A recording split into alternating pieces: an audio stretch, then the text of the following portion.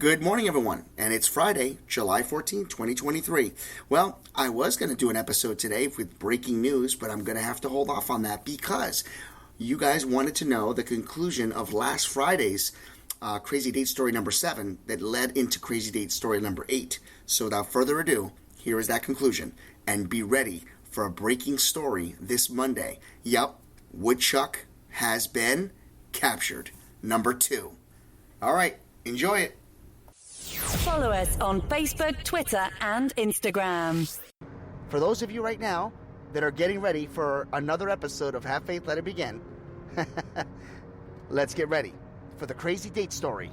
And it's Crazy Date Part 8. Have Faith, Let It Begin starts right now. 10 seconds to go. Heavenly Father, we thank you for everything you're doing. Lord, continue to be with our thoughts and my prayers. Broadcasting live worldwide. On June 16th, 2018, a show designed for you, the Daily Commuter, went live. A weekly show all about faith. A show with motivational topics, inspirational stories, and personal testimony set out to change the world. Don't you see that your faith is coming alive?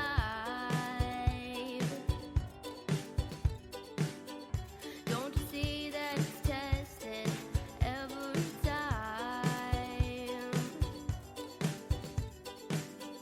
He's the one that makes your life divine. He's the one that makes you feel fine. Your faith's being tested. Hi, I am Mia. You're listening to Have Faith, Let It Begin. Hello, my name is Amari, and today we are back on another episode of Have Faith and Let's Begin. Hi, my name is Isabella, and you're listening to Have Faith, Let It Begin. Hey, this is Freddie, and you're listening to Have Faith, Let It Begin. Hi, my name is Angela, and you're listening to Have Faith, Let It Begin. Welcome to Have Faith. Let it begin. Here's your host, Angel Santana. Broadcasting live worldwide. Crazy Date Story number 8 starts right now. As many of you remembered Crazy Date 7, I was on a date. I went to my former employer because I figured it was the best atmosphere. I worked at TGIF Fridays as a server, and I decided to bring this specific date there because I felt like the environment would be in my favor. People know me, they can talk about me, make me look good. Unfortunately, on this particular date, the young girl, after having appetizers and ordering the meal, decided to excuse herself to the bathroom and never returned. So, at that moment, a server who I'd worked with and was kind of, friendly with, sat down next to me and basically started to tell me that she was a little bit offended that, not offended, but she was a little hurt to see me on a date. And I said, why would you feel that way? And she had told me that she had a crush on me. So that's where I left you on a cliffhanger. I said, that's where I thought that the next chapter was going to be good. So let's continue the story from there. So after that night was over, she actually walked me to my car. She gave me a kiss on the cheek and said, I really look forward to being with you on a date.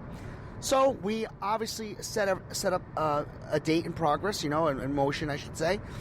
We met up about a week later, and we decided to. She invited me over to the house to pick her up.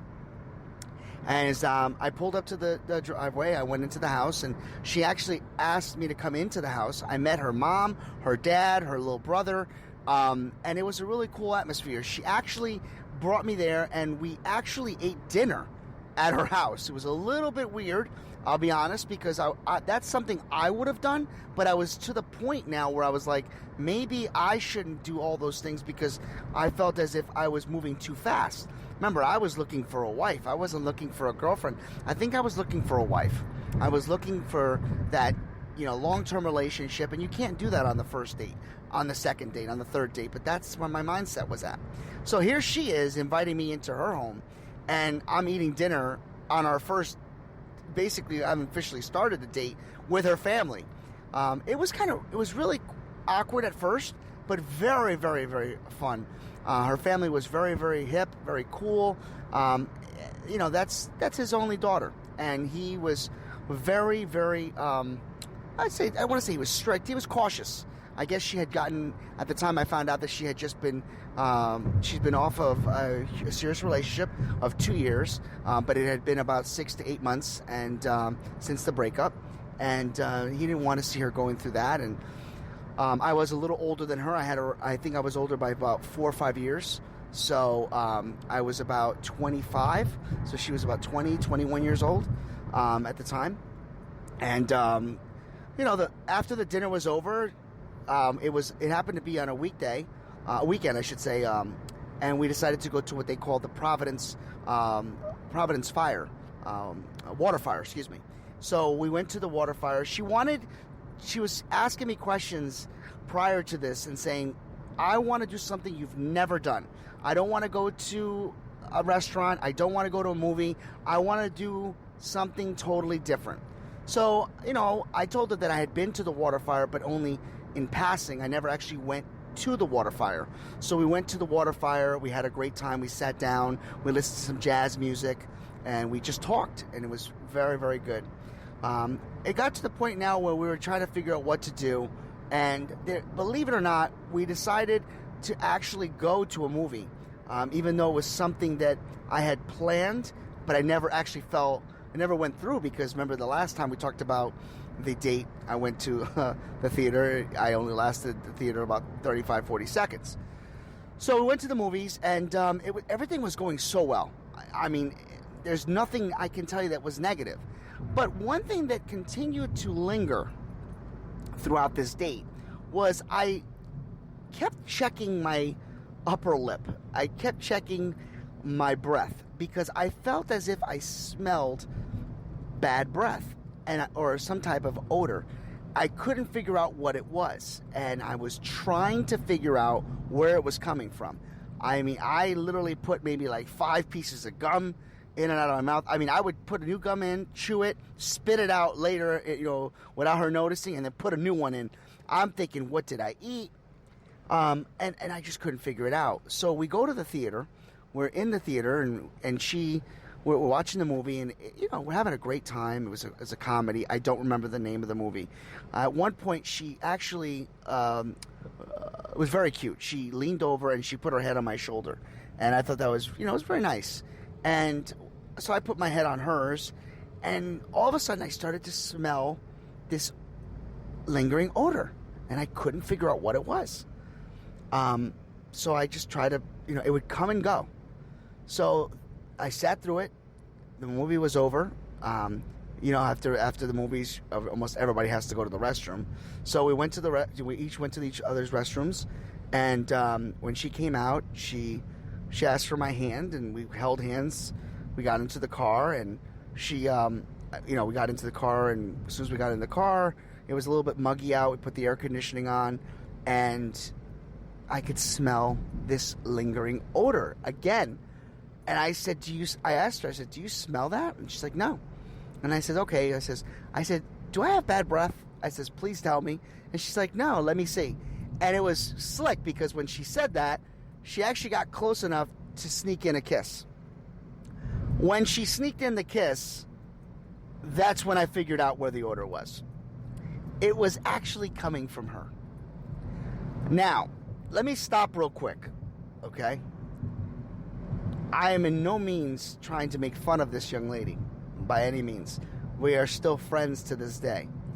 So, I just want to stop and make sure you're aware of that. It is kind of funny, but this is not intended to make fun of her. And she's aware that I'm putting this episode on. So back to the story. I was like, whoa, that doesn't smell too good. But, listen, we all have bad days, right? We all have bad breath days. It's happened. So, no big deal, no harm, no foul. No pun intended. I gave her, asked her if she wanted some gum. And she's like, oh, do I have bad breath? And, of course, being the gentleman that I am, I was like, no, you're good. Because I'm thinking, it doesn't matter. Once she puts the gum in her mouth, it's okay. We went to the next destination, went and got ice cream, and the smell got worse. And I just couldn't figure out what was the problem. So I figured, no big deal. One date became 2 dates. On the second date, it was a better date, but toward the middle of the date, the smell came back. On the third date, it was from the minute she got in the car. And I was like, oh my God, I really like this girl, but I can't take it anymore. I just can't take it. So finally, I decided to part ways. I didn't take into consideration that it was an actual issue that she had.